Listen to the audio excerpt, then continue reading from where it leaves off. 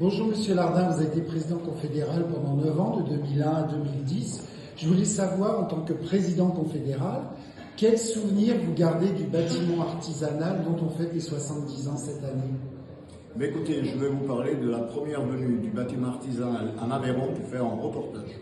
Et c'était un reportage sur le massif du Lévezou, à Salcurand, et c'était à l'occasion du 1000e artisan messager formé par Patrick Bougnol, qui est aujourd'hui le président de la CAPEB de l'Aveyron.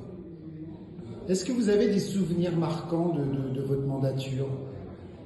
J'en ai plein, je les ai un peu évoqués hier, mais disons que le grand souvenir de la mandature, c'est le changement de siège social. C'est quitter l'avenue d'Ivry et s'installer aux 2 rue Béranger, où nous sommes aujourd'hui. C'était impensable à l'époque, et pourtant nous l'avons fait. Pour quelle raison vous avez voulu changer de siège social? D'abord parce que la CAPEB doit être proche des lieux de pouvoir, et donc il vaut mieux être dans Paris Intramuros plutôt qu'en banlieue. Et ensuite notre immeuble avenue d'Ivry, c'était une passoire thermique, et l'été il nous fallait dépenser beaucoup pour refroidir, et l'hiver encore plus pour chauffer. Du coup, vous avez devancé toute notre époque de transition énergétique. Mais vous savez, la question aujourd'hui, elle se pose parce qu'il y a les problèmes liés à l'énergie.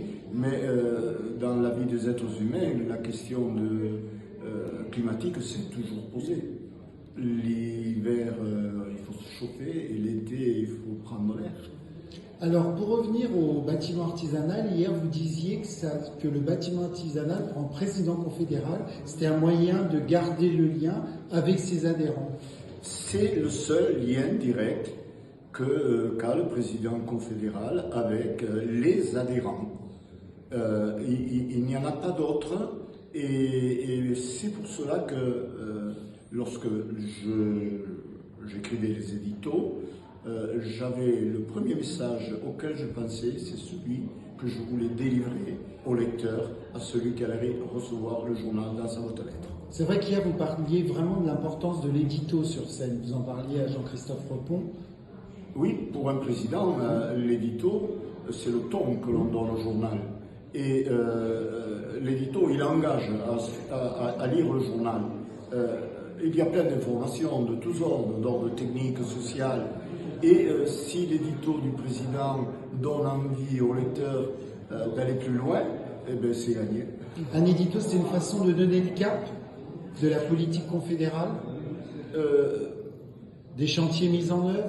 Plus d'informer que de donner le cap. D'accord. Le cap, on le donne au cours des assemblées générales, où on donne le cap collectivement, mais l'information sur ce qui vient de se passer pendant le mois précédent, c'est quelque chose que le président peut faire évidemment en mettant le regard sur un point en particulier.